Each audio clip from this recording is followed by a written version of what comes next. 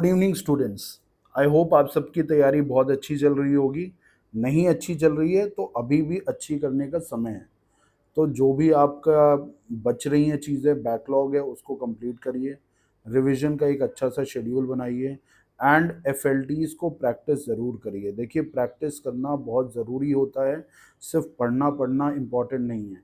और साथ में बहुत बच्चे ऐसा है कि जो हर दिन दो दो टेस्ट दे रहे हैं, एक एक टेस्ट दे रहे हैं, उनके लिए ये है कि राइटिंग इम्पॉर्टेंट है but not at the cost of revision. So revision और प्रैक्टिस का एक सही इक्विलिब्रियम बनाकर 30 दिन को आपको टैकल करना है। उससे पहले एक चीज़ आपको अनाउंसमेंट में बता देता हूँ कि जो हमारा यूपीएससी तक्षशिला जो ग्रुप है टेलीग्राम पे, उसमें जो हम क्वेश्चंस दे रहे हैं, तो देखिए क्वेश्चंस हम देते हैं वो फ्री है, और जो उसका डिस्कशन वीडियो है मैं यूट्यूब पे डाल देता हूँ। तो ये दो चीज़ें तो फ्री हैं। बहुत बच्चे रिक्वेस्ट कर रहे थे कि उनको पेड इवैल्यूएशन चाहिए, तो उनके लिए है कि जिनको पेड इवैल्यूएशन चाहिए तो आप @PCS इवैल्यूएशन पर मैसेज कर सकते हैं। देखिए, हर दिन हम 4 क्वेश्चन जो डेली आंसर राइटिंग में हरी सर आपको करा रहे हैं, उसमें यही सारे क्वेश्चंस आपको इवैल्यूएट होके भी मिल जाएंगे। अगर आप खुद भी प्रैक्टिस कर रहे हो तो आप टेलीग्राम चैनल पे जाओगे, आपको सारी डिटेल्स मिल जाएंगी। अब आ जाते हैं हम डिस्कशन वीडियो पर। तो देखिए, पहला क्वेश्चन जो दिया गया था कल, वो ये था कि what steps has UP government taken to identify and deport illegal migrants. देखो, इलीगल माइग्रेंट्स का इशू बहुत चलता है, तो पॉपुलेशन और डेवलपमेंट वाले यूनिट में आपसे पूछा जा सकता है। ठीक है, साथ के साथ आपको ज्योग्राफी, ह्यूमन ज्योग्राफी का भी ये पार्ट हो जाता है, तो आपसे पेपर 6 में पूछा जा सकता है। तो यहाँ पर आपको देखो, हम लोगों ने दिया है कि आप एक जेनरिक सा, आपको देखो इंट्रोडक्शन है। UP government following the directives of home ministry has initiated several measures to identify and deport illegal migrants, particularly focusing on Bangladeshi and Rohingyas national. एक तरह का ये इंट्रोडक्शन हो गया। अगर आपको और इंट्रोडक्शन लिखना है तो आप किसी तरह का डेटा या फैक्ट दे सकते हैं, जहाँ पर आप हाईलाइट कर सकते हैं status of migrants, illegal migrants, क्योंकि पर्टिकुलरली इलीगल माइग्रेंट्स पूछा गया है, वो आप ये यहाँ पर डेटा डाल के दे सकते हैं। साथ के साथ आप किसी जो इनिशिएटिव चलाया जा रहा है उसको आप इंट्रोड्यूस कर सकते हो। देखो, जैसे अगर मान लीजिए हमसे ये पूछा गया है कि कौन कौन से स्टेप्स लिए जा रहे हैं इलीगल माइग्रेंट्स को डिपोर्ट करने के लिए, तो मैं इंट्रोडक्शन यहाँ से कह सकता हूँ कि देखो, स्टेट वाइड आइडेंटिफिकेशन ड्राइव्स चल रही हैं इलीगल माइग्रेंट्स को आइडेंटिफाई करने के लिए और उनको डिपोर्ट करने के लिए। तो these kind of initiatives has brought the deportation of illegal migrants into discussion. और फिर आप ये सारे कहते हैं other steps taken by UP government, तो फिर ऐसे करके आप मेंशन कर सकते हो। तो देखो, इम्पोर्टेंट क्या है आपके लिए यहाँ पर, आपको इम्पोर्टेंट है कि ये सारी चीज़ें जो आपको पॉइंट्स हैं वो आपको आइडेंटिफाई करना है। स्टेट वाइड आइडेंटिफिकेशन ड्राइव्स, पहला पॉइंट। देखो, इसका एग्जाम्पल भी है। UP police conducted verification in areas such as urban slums, road side settlements, near railway station and bus stands. देखो, एग्जाम्पल लिखना बहुत ज़रूरी होता है। देखो, हर जगह डेटा तो नहीं हो सकता, तो एग्जाम्पल आपके पॉइंट को सब्सटैंशिएट करता है। दूसरा पॉइंट क्या है? Establishment of detention centres. पहला पॉइंट आइडेंटिफिकेशन ड्राइव्स, दूसरा डिटेंशन सेंटर्स।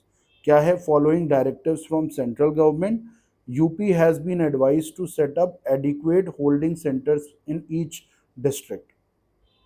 तो आपसे कह रहा है कि आपको डिटेंशन सेंटर्स बनाने हैं अलग अलग डिस्ट्रिक्ट्स में।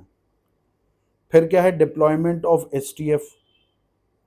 Ministry of Home Affairs has instructed all states, including UP, to form STFs, district level STF।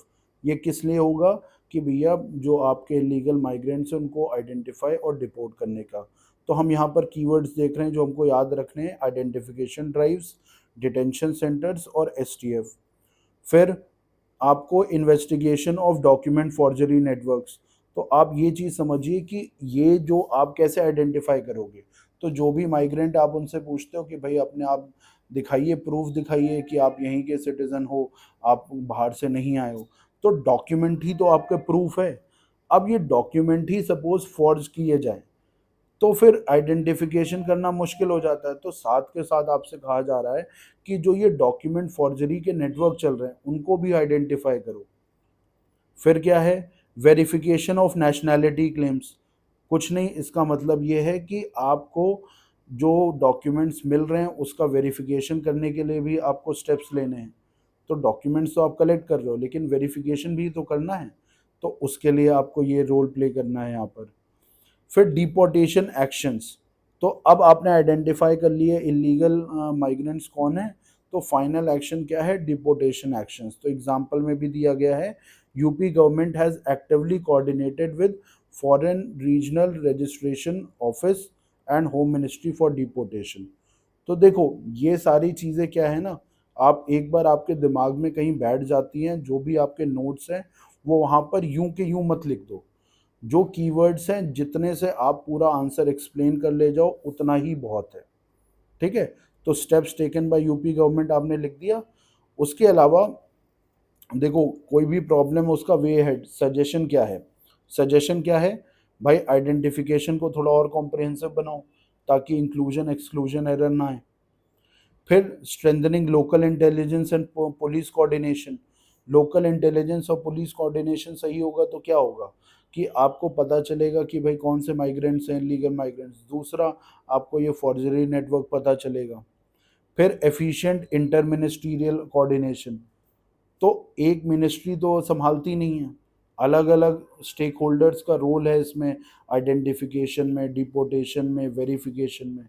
तो हम चाहते हैं ये सारी एजेंसीज कन्वर्ज होके एक जगह पर एफिशिएंटली कोऑपरेट करें। फिर फास्ट ट्रैक डिपोर्टेशन मैकेनिज्म। तो ये कह रहे हैं कि भाई आपने आइडेंटिफाई कर लिया तो एक्शन भी आपको जल्दी लेना होगा ताकि उसकी इफेक्टिवनेस बने, नहीं तो पूरी प्रोसेस की इफेक्टिवनेस लूज हो जाती है। साथ के साथ creation of modern detention and transit centre. अब ये देखिए एक सिंपल सी बात है, ये इंफ्रास्ट्रक्चरल एंगल है जहाँ पर आप सोल्यूशन बता रहे हो, इंफ्रास्ट्रक्चरल सोल्यूशन।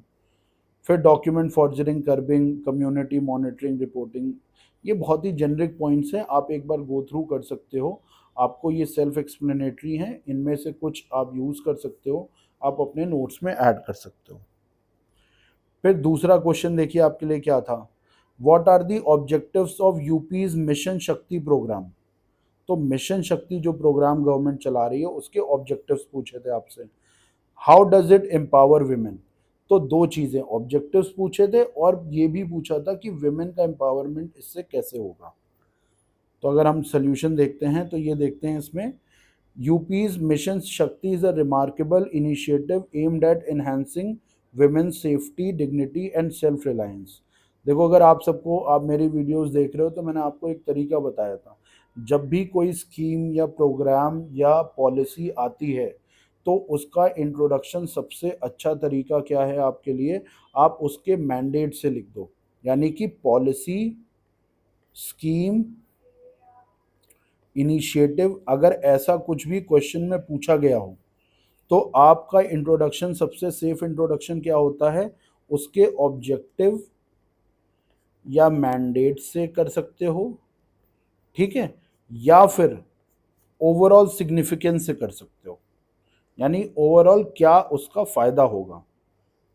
ठीक है, सिग्निफिकेंस से कर सकते हो, ये आप यहाँ पे ऐसे कर सकते हो। तो अब एक चीज समझो, देखो मिशन शक्ति क्या कर रही है कि विमेन सेफ्टी, डिग्निटी और सेल्फ रिलायंस लेके आएगी। तो हमने सिग्निफिकेंस से यहाँ पर इंट्रोड्यूस किया, आप चाहते तो किसी एक मैंडेट से भी शुरू कर सकते थे। अब आ जाते हैं ऑब्जेक्टिव्स ऑफ मिशन शक्ति। ऑब्जेक्टिव्स क्या हैं भाई, विमेन सेफ्टी एंड सिक्योरिटी की बात कर रहा है, ठीक है। दूसरा क्या है, लीगल एंड सोशल एम्पावरमेंट की बात कर रहा है। लीगल एंड सोशल एम्पावरमेंट का मतलब क्या है कि आपका जो providing legal, social and economic assistance to women to promote their active participation in society. तो ये आपसे कह रहा है कि भाई वुमेन जो हैं सोसाइटी में पार्टिसिपेट कब कर पाएंगी, जब कहीं ना कहीं उनका सोशल और लीगल एम्पावरमेंट होगा। सोशल मतलब पेट्रियार्कल जो सेटअप्स हैं उनके अगेंस्ट जो बायसेस हैं वो दूर हो सकें। दूसरा लीगल, यानी कि जो भी राइट्स और प्रोविजंस लॉज में मेंशन है विमेन एम्पावरमेंट के लिए, वो उनके लिए एक्सेसिबल हों। ठीक है, ऐसा नहीं होना चाहिए कि ये सारे प्रोविजंस और ये सारे आपके मेजर्स जो हैं वो विमेन को वो अवेयर नहीं है, अवेयर हैं तो उनको एक्सेस नहीं कर पानी, ऐसा नहीं होना चाहिए। तो मिशन शक्ति इस चीज़ को भी दूर करता है। फिर कह रहा है चाइल्ड मैरिजेस को प्रिवेंट करना है, तो ये तो स्ट्रेट अवे आपका वो है। यहाँ पर आप ये मेंशन कर सकते हैं एक्सप्लेनेशन, नहीं तो आप कोई डेटा लिख सकते हैं चाइल्ड मैरिज पे। ठीक है, डेटा लिख सकते हो चाइल्ड मैरिज पे। ठीक है, enhancing access to government services, improving accessibility to various government services available for women at different levels through reinforcement and convergence of existing schemes। तो कुछ नहीं, एक्सटेंशन सर्विसेज की बात कर रहा है कि जो भी और भी गवर्नमेंट सर्विसेज हैं, गवर्नमेंट पॉलिसीज हैं, वो भी एक्सेसिबल हों। यानी कि कहीं ना कहीं हम जेंडर एस्पेक्ट पे फोकस कर रहे हैं अदर स्कीम्स की, जो हम एक्सेस कर पाएंगे मिशन शक्ति के थ्रू। तो ये कुछ ऑब्जेक्टिव्स हैं, इसमें कुछ और ऑब्जेक्टिव्स भी होंगे, वो भी आप ऐड कर सकते हो अपने नोट्स में। फिर मिशन शक्ति कैसे एम्पावर कर रही है भाई, इंफ्रास्ट्रक्चर डेवलपमेंट हो रहा है पहली चीज़। तो एग्जांपल्स क्या है, pink police booths, pink toilets, ये सब बात हो रही है। फिर इकोनॉमिक एम्पावरमेंट कैसे हो रहा है, इकोनॉमिक एम्पावरमेंट हो रहा है। UP state rural livelihood mission women trained as Vidyut Sakhis. ठीक है, विद्युत सखीज एक तरह से आप स्किल प्रोवाइड कर रहे हो विमेंस को, यूपी विमेन को, जो कि उनके लिए ओवरऑल एम्प्लॉयबिलिटी उनकी बढ़ाएगा। फिर लीगल सपोर्ट एंड काउंसलिंग, अभी हमने बात भी किया था लीगल एम्पावरमेंट की। तो लीगल सपोर्ट एंड काउंसलिंग, तो आपसे कहा जा रहा है कि भाई जो भी आपको दिक्कत है तो आप वन स्टॉप सेंटर्स आपके पास रहेंगे, आप वहाँ पे जाओगे, अपनी दिक्कत को बताओगे, आपको जो भी लीगल सोल्यूशन और लीगल हेल्प है वो आपको मिल जाएगी। एजुकेशनल इनिशिएटिव्स, तो देखिए अगर आपको किसी को एम्पावर करना है तो कहीं ना कहीं आपको एजुकेशन और हेल्थ पे भी काम करना पड़ता है। तो एजुकेशन पे काम करने के लिए आप कह रहे हो कि भाई मिशन समाधान जो है वो उससे कन्वर्ज होके गर्ल्स एजुकेशन पे काम करेगा। तो कहीं ना कहीं हम कन्वर्जेंस चाह रहे हैं, जो एजुकेशन से रिलेटेड ऑलरेडी हमारी स्कीम्स चल रही हैं, जिसमें एक एग्जांपल हमने दिया है मिशन समाधान, वो आपका एजुकेशन की तरफ आपको कन्वर्ज करेगी। फिर स्किल डेवलपमेंट एंड एंटरप्रेन्योरशिप, तो वही वाली बात है कि यहाँ पर हमने इकोनॉमिक एम्पावरमेंट की बात करी थी, उसी को लेके हमने यहाँ पर लिखा है कि कैसे उसको हेल्प करेगी। ठीक है, ये आप पढ़ सकते हो। कंक्लूजन क्या है, through these multi faceted approaches mission shakti aims to create an environment where women can live with dignity, free from violence, and have equal opportunities to participate in all spheres of life। देखो ऐसे कुछ generic conclusion आपके दिमाग में होने चाहिए, यहीं पर आप मेंशन कर सकते हो कोई और स्कीम, जैसे ये through these multi faceted approaches Jal Shakti mission aims to create an environment where rural households can live can get 24 hours drinking water, tap drinking water supply. फिर आप और भी एक दो पॉइंट्स मेंशन करके have equal opportunities to participate in all spheres of social development. ऐसे करके mix करके सेम टेम्पलेट को यूज करके आप दूसरे कंक्लूजन्स भी लिख सकते हो। तीसरा क्वेश्चन हम देखते हैं। तीसरा क्वेश्चन क्या कह रहा है भाई, यूपी में आप ग्रीन इकोनॉमी का प्रमोशन कर रहे हो, बहुत अच्छी बात है। इस कंटेक्स्ट में आपको क्या डिस्कस करना है, यूपी की इलेक्ट्रिक व्हीकल मैन्युफैक्चरिंग पॉलिसी।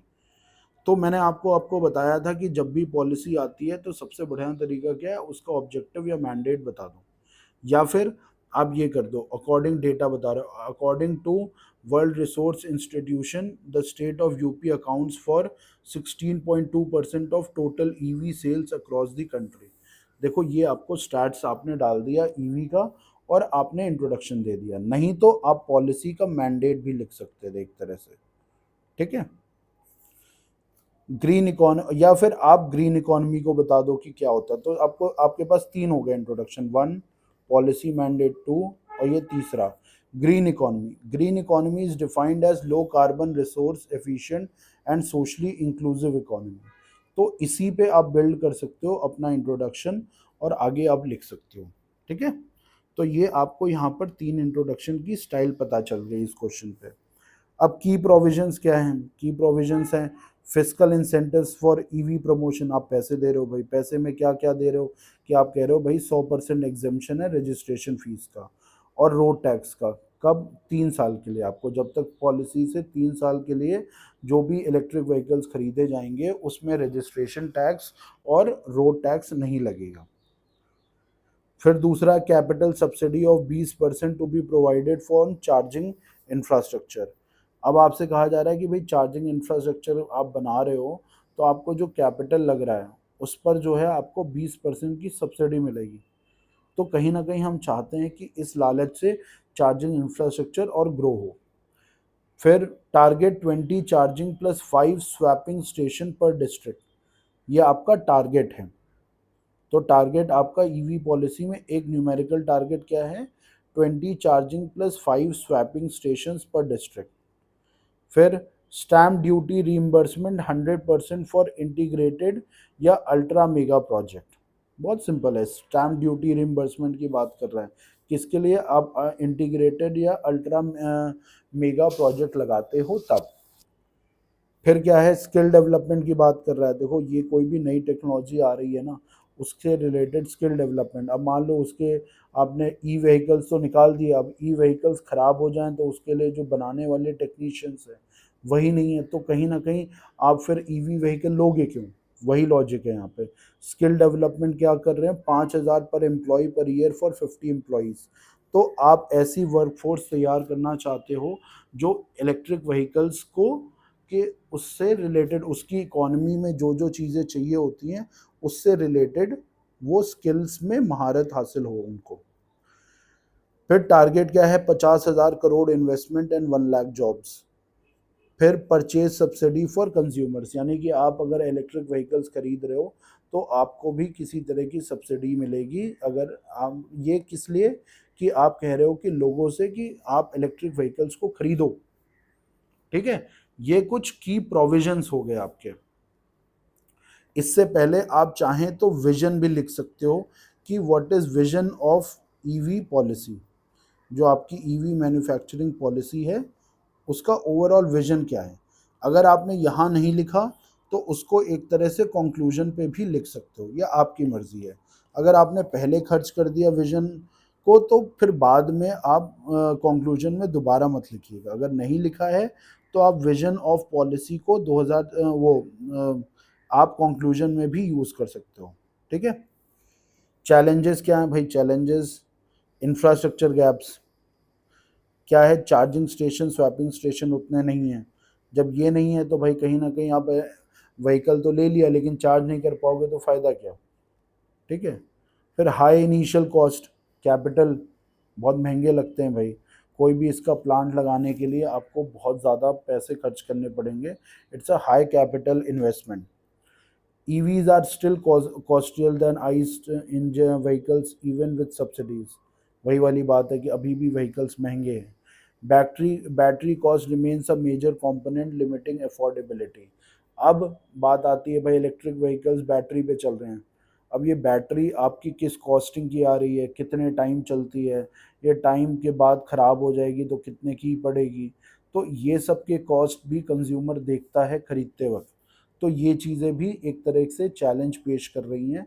क्यों? अभी इनके कॉस्ट बहुत ज़्यादा हैं जो कि कहीं ना कहीं लोगों को मजबूर कर रही है इलेक्ट्रिक व्हीकल्स ना लेने के लिए। Limited local manufacturing ecosystem, large scale EV component manufacturers and battery suppliers within the state, high dependency on lack, यानी कि कमी है। High dependency on imports for key components. तो यूपी के पर्सपेक्टिव से देखें तो पहली बात तो भाई जो भी इसमें इकोसिस्टम में जो भी सामान चाहिए वो यहाँ पे बनता नहीं है, तो आप कहीं ना कहीं दूसरे स्टेट्स पे डिपेंडेंट हो इस चीज़ के लिए। फिर हम बात क्या कर रहे हैं कि जो भी आपको की कंपोनेंट्स वैसे चाहिए तो वो भी आपको इंडिया के बाहर से मंगाने पड़ रहे हैं। वो भी कहीं ना कहीं एक तरह से डिटरेंट है ओवरऑल इलेक्ट्रिक व्हीकल पॉलिसी के लिए। फिर क्या है, grid and power supply issues, यानी कि electric grid limitations in some areas may not support fast charging infra, high load demand for EV charging station may strain the existing system.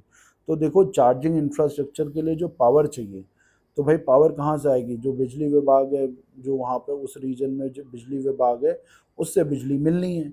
अब issue क्या बता रहे हैं कि भाई इतना तो, पहली बात तो ग्रिड इंटीग्रेशन नहीं है कि भाई मान लीजिए आपको कानपुर के एक पिछड़े से मोहल्ले में चार्जिंग स्टेशन लगाना है। अब मान लीजिए वहाँ पे उतना अच्छा नेटवर्क नहीं है ग्रिड का, तो फिर क्या है, आपको वहाँ पर लगाने के लिए बहुत ज़्यादा दूर से तार लेके आना पड़ेगा और अपना चार्जिंग स्टेशन वहाँ पे इस्टेब्लिश करने के लिए।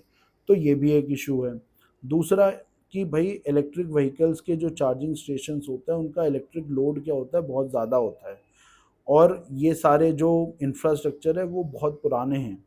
तो इस तरह का जो डिमांड और लोड पड़ रहा है वो उसको नुकसान पहुंचा सकता है। तो grid and power supply issues भी आपका। फिर है स्लो डिसबर्सल ऑफ सब्सिडीज। समझाने का मतलब यही है कि सब्सिडीज टाइमली नहीं मिलती हैं आपको। अलॉट तो हो गई, लेकिन आपके जब तक अकाउंट में नहीं आती ना, तब तक तो आप यही कहोगे कि अभी मुझे मिली नहीं है वो चीज़।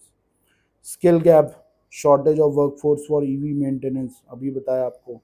कोऑर्डिनेशन चैलेंजेस, कोऑर्डिनेशन क्या भाई, स्टेट डिपार्टमेंट भी है, अर्बन लोकल बॉडीज़ भी है, प्राइवेट स्टेक होल्डर्स भी हैं, इतने सारे लोग इसी डिपार्टमेंट के लिए काम कर रहे हैं, तो कहीं ना कहीं इनके कोऑर्डिनेशन में भी इशू क्रिएट होता है। फिर क्या आता है, टेक्नोलॉजिकल अनसर्टेनिटी। अब एक बात समझिए आप, टेक्नोलॉजी क्या होती है कि भाई आज की डेट में किसी को चीज़ को बनाने का आपने एक प्रोसेस तैयार किया, तो वो टेक्नोलॉजिकल इनोवेशन जो है उस प्रोसेस को एफिशिएंट और इफ़ेक्टिव बनाता है। तो आज तो ये चल रहा है, मान लो कल को एक नया प्रोसेस आता है, नई टेक्नोलॉजी आती है और ये ऑब्सोलीट हो जाएगा। तो ये भी एक बहुत बड़ा रीज़न है लोगों को ईवी की तरफ जाने के लिए अभी डिटर कर रहा है। तो लोग वह सोच रहे हैं कि भाई एक बार पूरा इस्टेब्लिश हो जाए फिर जाएंगे, पता चले नहीं तो हमने इलेक्ट्रिक व्हीकल में गए और 1-2 साल बाद कोई नई चीज़ आ गई तो हमारा नुकसान हो जाएगा। इसको भी देखकर लोग इलेक्ट्रिक व्हीकल की तरफ उतना नहीं जा रहे हैं। फिर वे फॉरवर्ड क्या है, स्ट्रेंथन चार्जिंग इंफ्रास्ट्रक्चर। भाई चार्जिंग इंफ्रास्ट्रक्चर रहेगा तो इलेक्ट्रिक व्हीकल्स जो है ना लोग खरीदेंगे। जैसे पेट्रोल पंप्स हर जगह हैं, तो उसी तरह चार्जिंग इंफ्रास्ट्रक्चर भी हर जगह पहुंच जाए, ये आप कर लो तो आपका इलेक्ट्रिक व्हीकल्स प्रमोट हो जाएंगे। फिर आप कह रहे हो लोकल मैन्युफैक्चरिंग करो। भाई लोकल मैन्युफैक्चरिंग इसलिए करो कि जो भी आपका यहाँ पर वैल्यू एडिशन है और इकोनॉमिक ग्रोथ है तो यहीं रहेगी, किसी और पे आपको डिपेंडेंट नहीं होना पड़ेगा। तो ये आप कह रहे हो लोकल मैन्युफैक्चरिंग करो। Improve awareness and acceptance. तो कभी भी कोई नई चीज़ आती है ना, उसके लिए आपको अवेयरनेस फैलाना पड़ेगा, नहीं तो लोग क्या सोचते हैं, अरे यार तो ये तो कोई नई चीज़ है भाई, अभी तो नहीं ले रहा, मैं देखता हूँ बाद में। तो उनकी जो हेजिटेशन है वो कहीं ना कहीं उनकी अवेयरनेस से जुड़ी है। तो अगर आप बेटर तरीके से अवेयर करते हो तो उनके अंदर की जो हिचक होती है, हेजिटेशन होती है ईवी को लेके, वो दूर हो जाएगी। फिर स्ट्रीमलाइन सब्सिडी डिलीवरी। तो यही बात है कि आप पॉइंट्स, सब पॉइंट्स आप पढ़ लेना, मैं आपको हेडिंग हेडिंग बता रहा हूँ। स्ट्रीमलाइन, अब ये हेडिंग हेडिंग इसलिए बता रहा हूँ कि बहुत लंबे वीडियो होंगे तो आप देखोगे क्या। तो ये तो सुनने के लिए है कि आपने एक बार ठीक से सुन लिया, आपको चीज़ें रिवाइज हो गई, वो आपका फोकस है इससे। तो मैं बहुत छोटे वीडियो बना रहा हूँ। स्ट्रीमलाइन सब्सिडी डिलीवरी, क्रिएट, वही है कि भाई सब्सिडी टाइमली नहीं मिल पाती है तो आपने तरीका बनाना होगा कि टाइमली सब्सिडी डिलीवरी मिल सके लोगों को। ह्यूमन कैपिटल, वही स्किल ट्रेनिंग की हम बात कर रहे हैं कि लोग वह जो तैयार करने पड़ेंगे तो पूरे इकोसिस्टम में जो जो लेबर रिक्वायरमेंट्स हैं वो सब पूरी हो पाएँ। तो ये आप कह रहे हो build human capital. Strengthen policy implementation. तो कहीं ना कहीं जो भी पॉलिसी आती है तो उसके पॉलिसी इम्प्लीमेंटेशन के लिए ब्यूरोक्रेसी और बाकी इंस्टीट्यूशंस को कन्वर्जेंस पे आना पड़ता है, तब बेटर अप्लाई हो पाती है। तो वही इशू हम बता रहे हैं कि डिपार्टमेंटल कोऑर्डिनेशन बढ़ाने की हम बात कर रहे हैं। अब आ जाते हैं लास्ट क्वेश्चन पे। लास्ट क्वेश्चन देखो, हमने सिमिलर क्वेश्चन आपको पहले भी कराया है। तो ओडीओपी पे हमने बताया था कि आपने गिवन अकाउंट ऑन ओडीओपी, और दूसरा हमने बताया कि how successful it has been in bringing transformative change in UP's economy. Economy वाले सेक्शन की बात कर रहा है, तो ओडीओपी बताना है और फिर एक तरह से इसका इम्पैक्ट बताना है इकोनॉमी पे।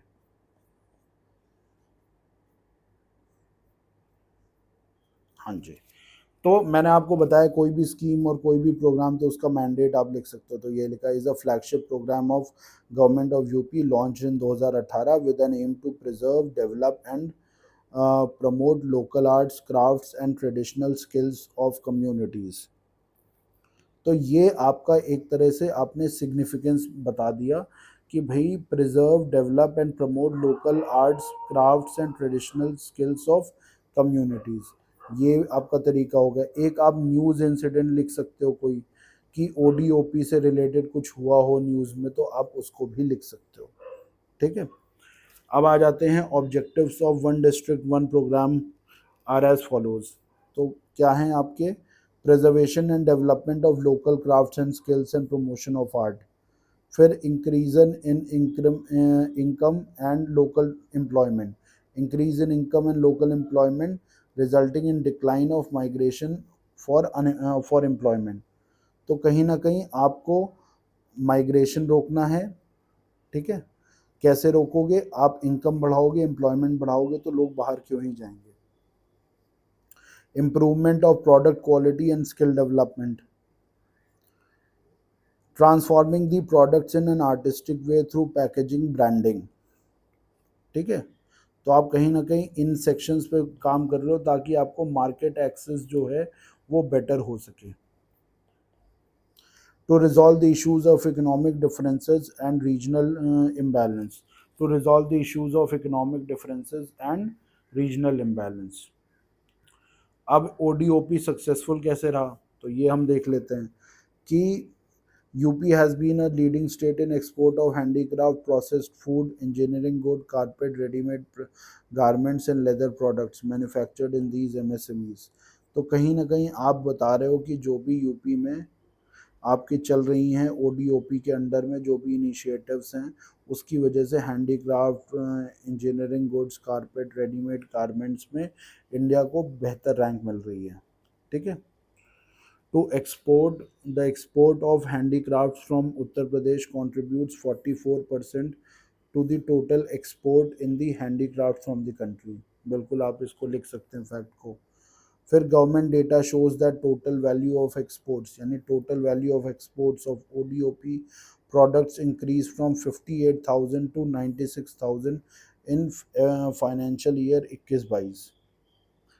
फिर success of ODOP in UP has inspired several other states to adopt a similar initiative for district level revival of local craft and producers. It promotes the idea of vocal for local.